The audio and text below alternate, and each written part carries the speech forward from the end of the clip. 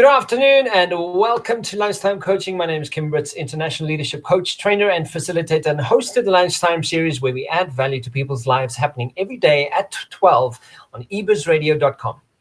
Today we have back with us chatting about a really interesting topic, a mindfulness trainer, facilitator, and personal transformational specialist, Angela Harding. Angela, how are you doing?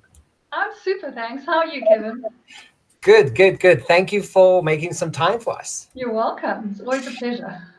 So the last time you were with us, we spoke about confidence, and you gave us some really great insight on what that is, how to cultivate that, how to wrap our brains around it.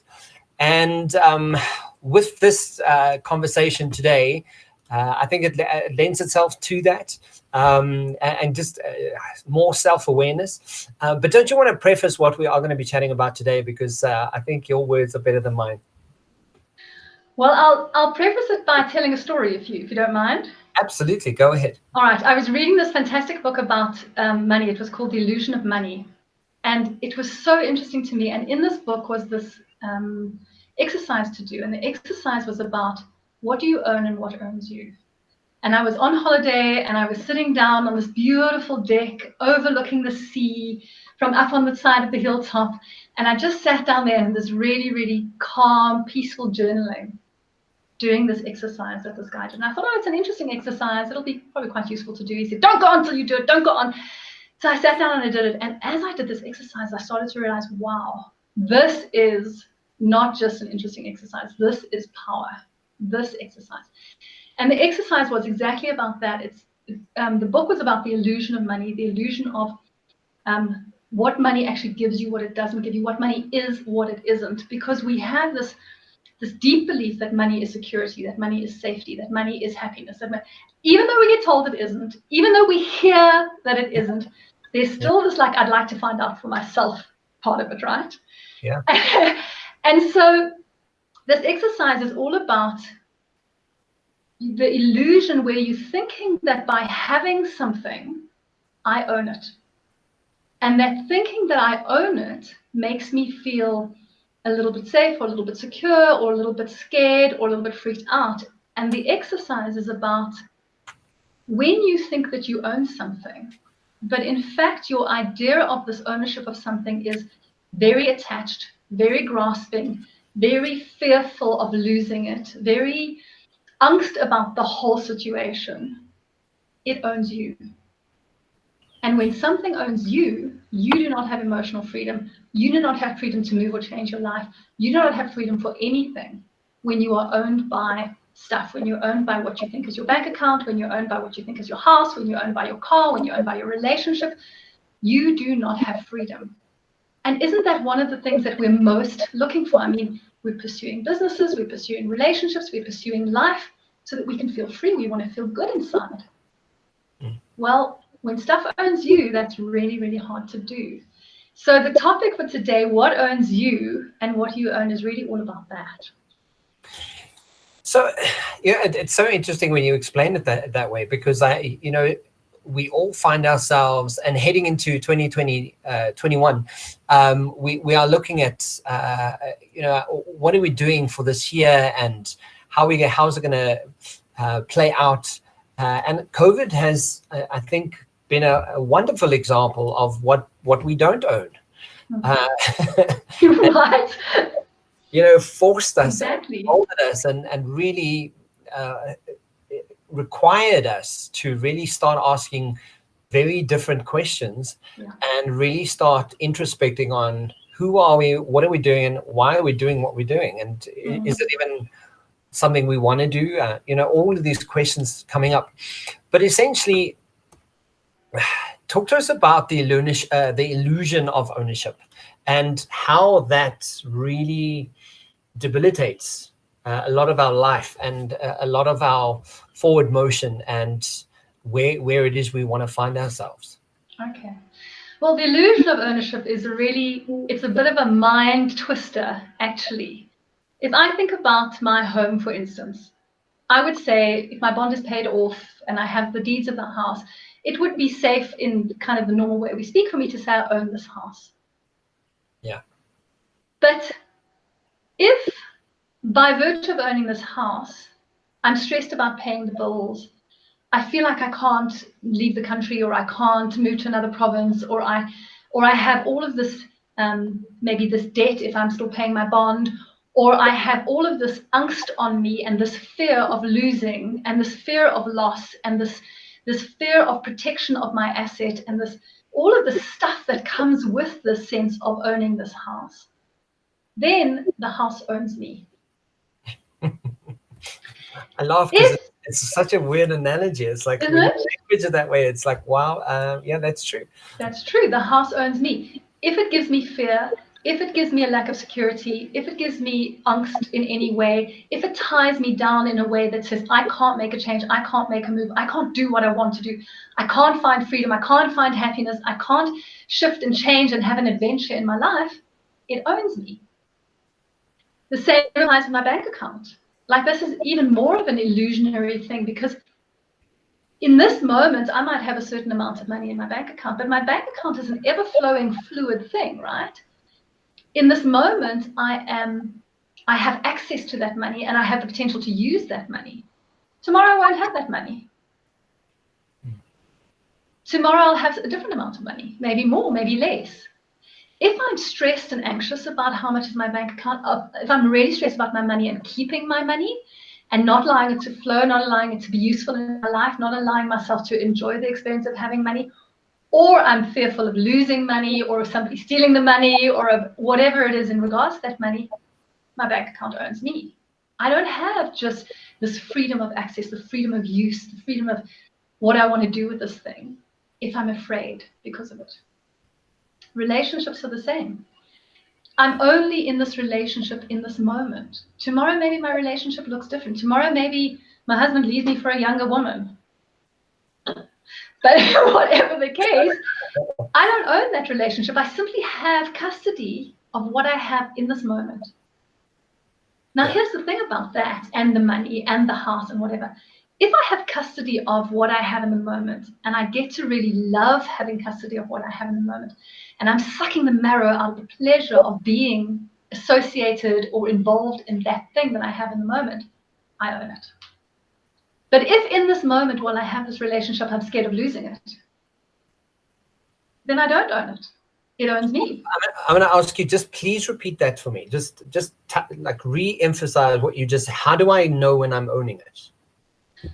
I'm owning it when I'm never owning it, actually. I'm just temporarily in the custody of it, right?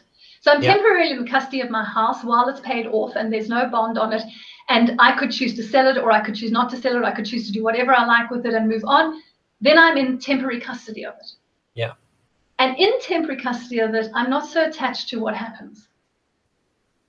But if I'm in a relationship with it that says, I'm afraid to lose it, I'm afraid of everything that could go wrong, I'm afraid that I'm going to lose my income, and then I'm going to lose my house, I'm going to default on my bond, and the bank's going to take it, I'm afraid of this and that, the next thing in regards to this thing, then this thing brings me fear, discomfort, and unhappiness. Yeah. Now, it's not, owning a house is not designed to bring you fear, discomfort, and unhappiness, right? We don't choose to own a house so that we can be anxious and unhappy. Yeah. We choose to own a house so we can have this beautiful space that makes us feel groovy, and we can put our little mark on it, and we feel secure and safe and happy. So am I feeling secure and safe and happy, or am I feeling anxious and afraid of losing it? Or maybe I have a combination of both. I own it when I'm free to do with it exactly as I please at any time, when I'm free to lose it or let it go in my emotional space. When I'm okay with that, then I own it.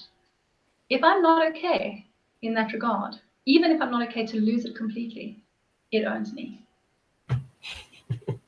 I love the concept of this. It's so intriguing and so interesting. So the immediate question that comes to mind is, and I'm sure everyone's going, okay, well, if I'm not owning it, then what the hell am I doing, right? So making use of it temporarily, and hopefully loving that use.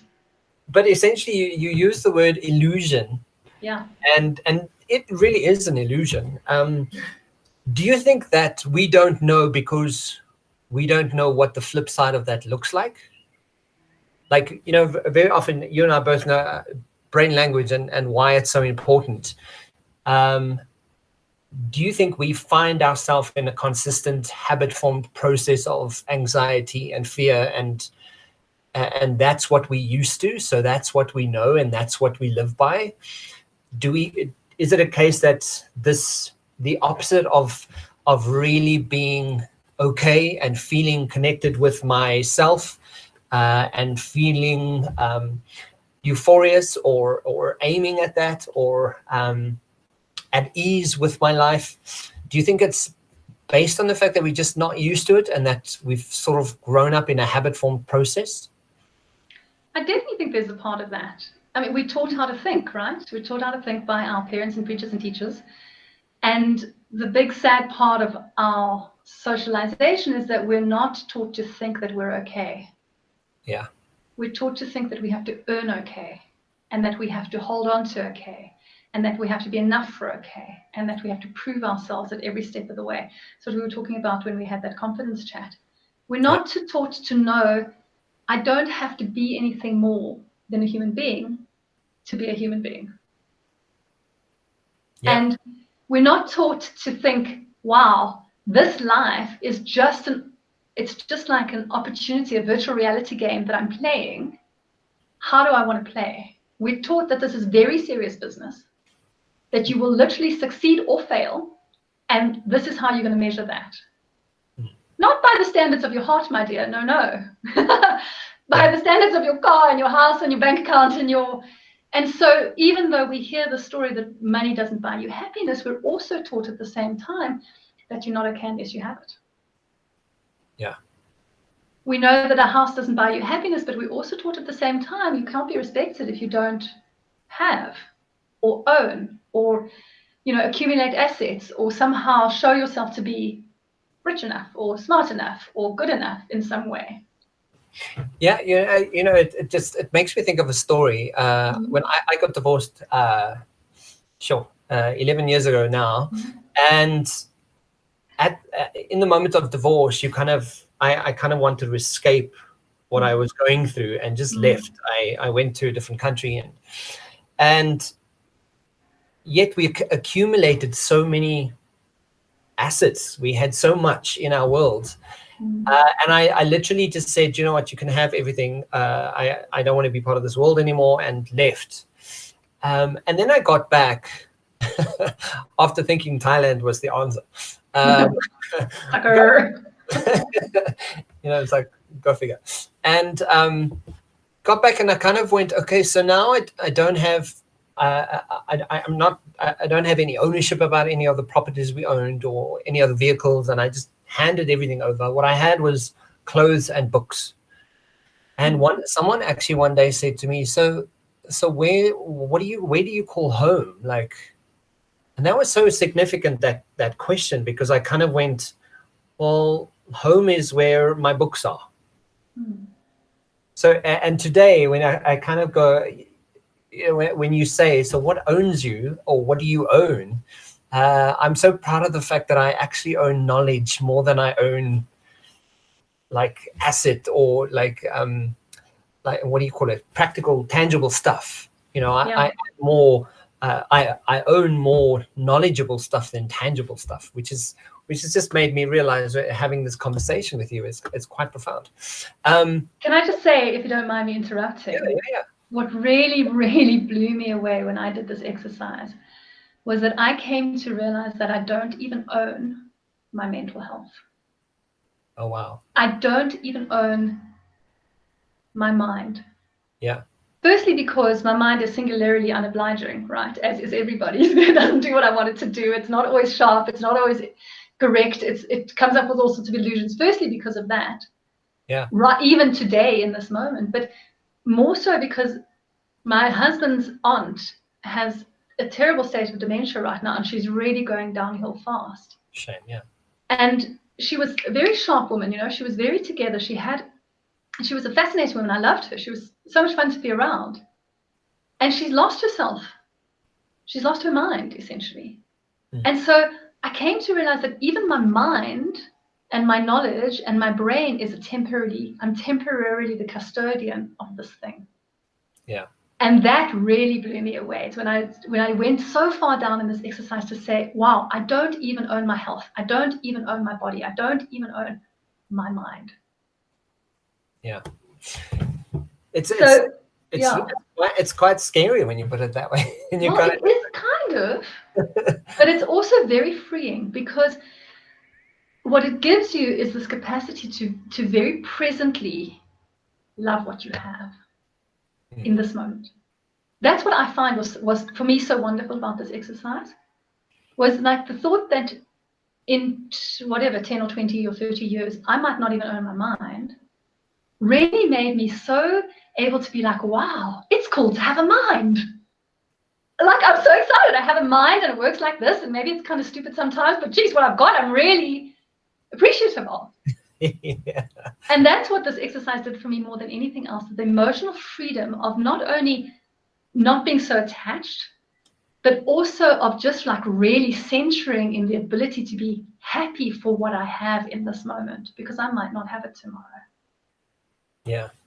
And I mean, that leads me to the next question. Why is it so useful to do this exercise, to discover this? And that's really, that speaks to exactly the reason why, because when you on the other side of that equation, you're kind of going, wow, I am really grateful to be able to sitting having this conversation with you. I'm really grateful for, suddenly it changes a lot of how we reframe or frame our daily lives.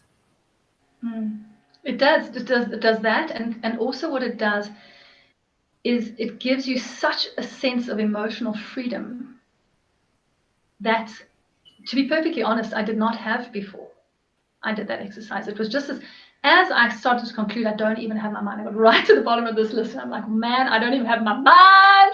I don't even have my health forever. It's just temporarily available to me. Yeah. I started to realize that actually I could literally be emotionally free of everything. And by virtue of that, I'm also then very free to choose what makes my heart sing in this moment, which I think is a very chronic illness in our society, is that sense of stuckness that makes it very, very hard for people to say, I'm allowed to be happy. I'm allowed to choose what it is that makes me happy, because they're so owned. Yeah, and I think, you know, when you think of your reticular activation system, you're kind of going, your RAS is always focused on whatever it is you're focused on, and the more evidence you find on proving what you're focused on, the more you believe that this is your reality, and so it becomes this negotiation of the mind constantly. You're like, well, what is my reality? But the moment you kind of go, well, what is owning me, and what am I so attached to that degree that I'm literally having an actual emotional, physical response to it, you kind of have to kind of go, well, then I really have to renegotiate what it is I'm focused on and what it is I'm giving enough energy to create in my world and make my reality real. Yes, absolutely. Wow. So how do we change this? How do we get to a place where things are a little bit freer and you feel free, and how do we do that? Okay, well, I really encourage you to look first. Let me give reference to the book. I forget the author's name, but the book is called The Illusion of Money. You can get it on Amazon. It's cheap as chips. It's a really good read. So he does an amazing job with this book. It's really worth reading. And then secondly, when I say to my clients, do this exercise, and I said to my husband, do this exercise, it was amazing for me. He's like, yeah, everything owns me. And then he left it at that. And I was like, yeah, dude, that's what I said. Yeah. But when I did the exercise, I was like, then I started to see the potential for freedom by not being owned by these things. So really, I encourage you to do this exercise. You want to find out what owns you and learn how to not be owned by stuff and get emotional freedom. Do this exercise. Sit down with a journal and think about all the things you think you own. Write down to the stuff that's not actually physical stuff. It's not this table. It's not this computer. It's not this whatever. Write down to my health, my well-being, my happiness, my my mental state, my relationships, even those things that are just more etheric and can't be carried in wheelbarrow. And then look at those things and think to yourself, do I own this or does this own me? And that was all I had to do to get emotional freedom from stuff. It was really amazing. I didn't have to then argue with myself or get logical about it or make sense of it. The moment I realized this thing owns me, there was just a part of myself that said, no, I won't be owned by my house. That's ridiculous. I don't want to be owned by my car. That's ridiculous. Why would I want my car to own me? My business, when I was like, my business owns me. No, I didn't start a business so that I would be owned by it. That wasn't the point. I started a business so I could be free to explore and have life and do something interesting and make some money. I don't want to be owned by it. So right down to your business, everything. Do you own it? Or does it own you? And that was enough for me to just go, okay. It's such an interesting, because my brain's kind of like, if I have to ask myself all those questions, what is the flip side of that when you go, okay, well, if your business doesn't own you, then what does? And really, at the end of the day, nothing really does unless you give it enough power to play that role. Which means that you are free to live your life. You're free to have this adventure, to experience life in any way or shape or format that you choose, which is the one thing we would all say would love to do, but don't feel like we can. Yeah. Now we're playing the game of life instead of being forced into this thing that we don't really necessarily want or feel uncomfortable with. Wow, such a thought-provoking moment, yeah. Angela, so one of the questions I do want to, if you sort of wrap this conversation up for us, if we're entering into a new year, 2021, promising to be everything 2020 wasn't, hopefully, how would you connect this conversation to really giving some people inspired ideas and conversation about their 2021? Because I think we all can always use some good inspiration. How would you tie that together with this conversation for us? Well, I think that, each year when we go into a new year, we're looking for what can I do differently so that I can have a better experience of my life. And quite often that conversation is around, how can I make more money? What do I want to buy? How can I do things differently so that I can have a better experience of life? And so this year, I think that in order to really try to access a deeper level of truth for yourself, it might be worthwhile to say, well, I don't need to look at how to so much do life in a different way to earn more, have more, whatever it is. But what I need to do is I need to look at, how do I live my life in a way that is more free, that is more enchanting, that is more of an adventure, that feels like, wow, it's cool to be alive. How do I get that for myself in 2021? And I'm not suggesting that you can't make money and do well in your business and focus on that kind of stuff and not have that as well. Yeah. I'm simply suggesting that when we go into how we're going to make all of that stuff happen, that physical world happen, we lose sight often of, what is it that my heart sings for? What is it that my heart desires? Where is happiness actually lying for me? And it's not from the outside in. It's not in the more money, and it's not in the more success, and it's not in the more. It's in the realization of, I am, and I'm enough. And I'm okay with that. And for those people who really struggled through COVID, part of that was exactly that thing. It's like I define myself by my work, and I'm not working. Or I define myself by how much money I earn, and I'm not earning that money. And so all of these ways of how we normally go about saying, this is who I am, suddenly in COVID, for a lot of people that weren't working like crazy people, that suddenly there's nothing.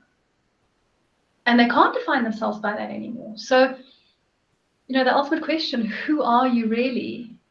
It's not your work, it's not your age, it's not your husband or wife, it's not your car, it's not your home, it's not all of the stuff. It's just alive. That's all it is. So what makes you feel alive? How do you get to feel alive? And it's just changing the mind. It's like a little puzzle. You're like, change these pieces around till I feel alive. I don't actually have to change anything outside of myself for that. I just change the mental configuration around until I feel alive. Yeah. So I like that's such a beautiful sentiment and such a beautiful message, because I think, people have through the ages have asked this question, and like we always pose, but when you preface, well, what owns you and what do you own? That's a cool question, isn't it? Damn, I've never really thought. Angela, thank you so much. Thanks for sharing this with us. If anyone wants to get hold of you, where do we go and what's going to be easiest? Right now, the best way to do it is to email me, info@cloud-9.co.za. My website, www.cloud-9.co.za. You can check out all the stuff that I'm up to and all the kind of work that I do if you want to have a little chat with me. I do discovery sessions with people who are thinking about working with me. So we can always get together and have a chat about what it is that you're looking for and see if we are, simpatico before we ever engage in anything. Fantastic. Angela, thank you so much for making some time, and thanks for being on the show with us again. And I will chat to you soon. And thanks for chatting. You're very, very welcome. Thanks for having me, Kevin. Chat to you soon. Cheers. Bye-bye. Yes. Bye.